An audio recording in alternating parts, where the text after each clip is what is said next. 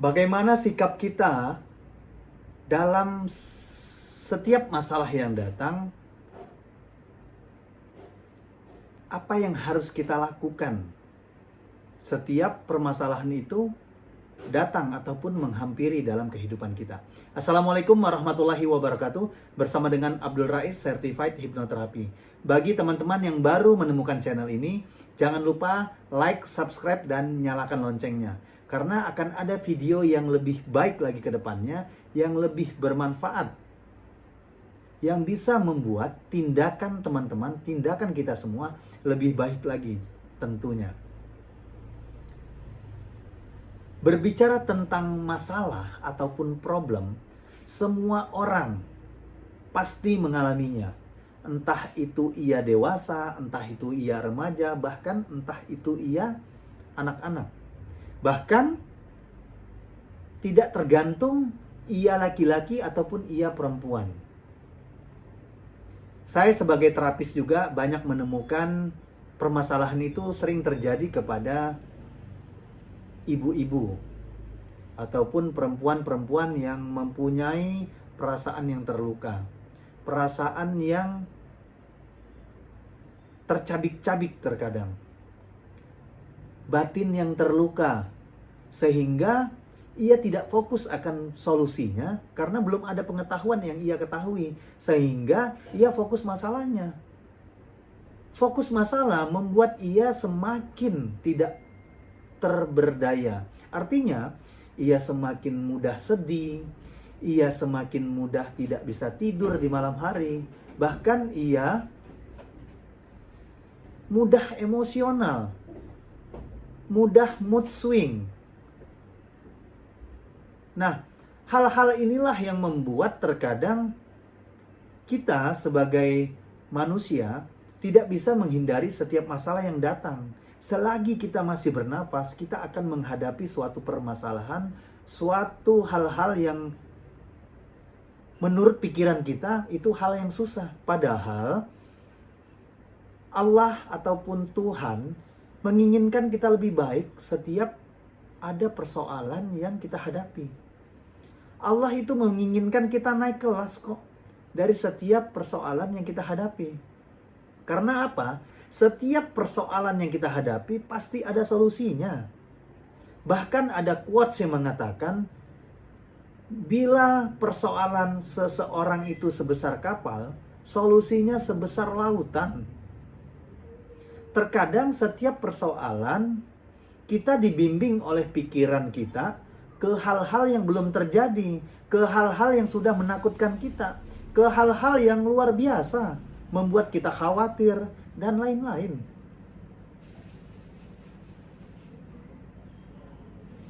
Nah, banyak juga dari kita, setiap menghadapi masalah, setiap melihat suatu persoalan, kita lebih banyak flight-nya daripada fight-nya. Penyebabnya adalah ketidaktahuan kita akan cara menyelesaikannya. Ketidaktahuan kita karena kurangnya pengetahuan yang berada di gudang data kita. Ketidaktahuan kita akan sesuatu permasalahan tersebut dikarenakan belum ada memori tentang solusi itu di pikiran bawah sadar kita. Karena pikiran bawah sadar kita itu isinya memori yang permanen. Memori yang membuat tindakan kita bertindak sebesar 88%. Jadi sangat luar biasa memori di alam bawah sadar seseorang itu, dikarenakan ia mempengaruhi tindakan seseorang itu.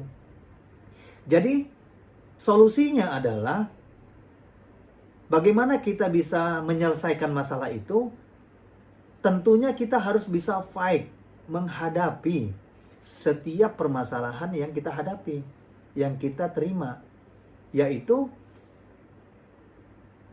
kita fight dengan mencari solusi, dengan kita membuat tenang dulu diri kita. Tenangnya diri kita sehingga membuat ide, intuisi itu bisa muncul ke dalam pikiran kita.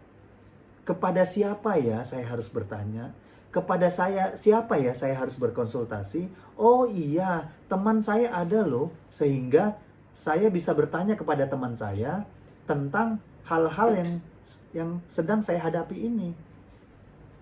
Contohnya, misalnya seseorang biasanya setiap ada permasalahan tentang hutang, saat ditagih oleh debt collector, seseorang akan merasa takut, merasa khawatir, sehingga ia flight, ia kabur, ia lari. Nah, untuk fight setiap permasalahan hutang yang dihadapi oleh seseorang, seseorang bisa kok berkonsultasi. Seseorang bisa juga kok ikut seminar-seminar yang membahas tentang hutang, yang bisnis tanpa riba, bisnis tanpa hutang. Sehingga seseorang mempunyai pengetahuan tersebut. Apabila seseorang sudah mempunyai pengetahuan tersebut, energi level perasaannya dari force, dari takut, dari khawatir, dari merasa bersalah akan bisa meningkat menjadi berani. Saya sudah praktek, teman-teman. Otomatis meningkat ke level yang power, yaitu berani. Berani menghadapi. Karena apa? Karena tahu caranya. Oh iya, debt collector ini saya sambut, saya respon dengan baik walaupun dia masih emosi. Oh, debt collector ini saya terima masuk ke dalam rumah karena memang surat izin kerjanya dari bank tersebut ataupun dari perusahaan leasing tersebut ada. Oh, memang resmi kok dia debt collector sebuah bank ini. Ajak dia masuk, ajak dia ngobrol, berikan dia kopi, jamu dia. Ngobrol lah, sehingga ketenangan antara debt collector dan nasabah membuat ada solusi yang bisa ditemui. Sehingga walaupun debt collector tidak mempunyai keputusan, ia bisa kok berbicara ke pimpinannya agar permasalahan nasabah yang mempunyai hutang ini bisa terselesaikan. Entah caranya yang bagaimana. Terkadang ada kok nasabah yang belum selesai hutangnya dikarenakan dikarenakan ia belum mau membayar, karena ia mau berhenti dari bunganya.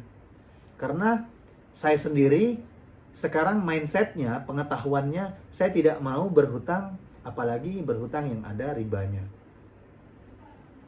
Jadi membuat bagaimana saya ditolong oleh Allah, membuat saya diberikan jalan akan kehidupan saya ke depannya yang lebih baik, dengan saya tidak melanggar aturan-aturan yang dibuat oleh Allah. Itu adalah solusi yang pertama. Jadi penuhi dulu, tanamkan dulu pengetahuan-pengetahuan sebaik-baik mungkin ke alam bawah sadar kita sehingga menjadi memori permanen.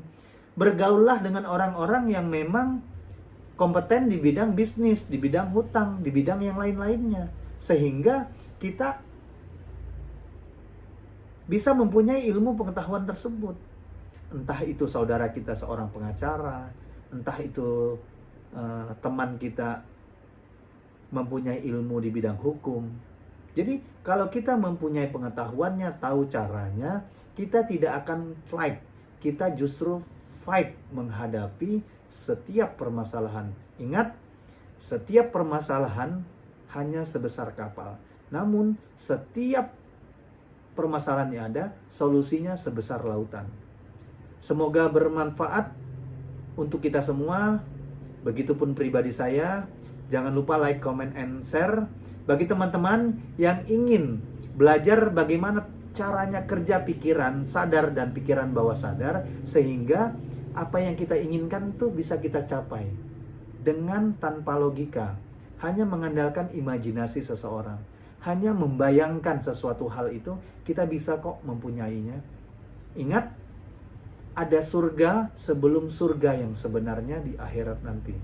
Wassalamualaikum warahmatullahi wabarakatuh.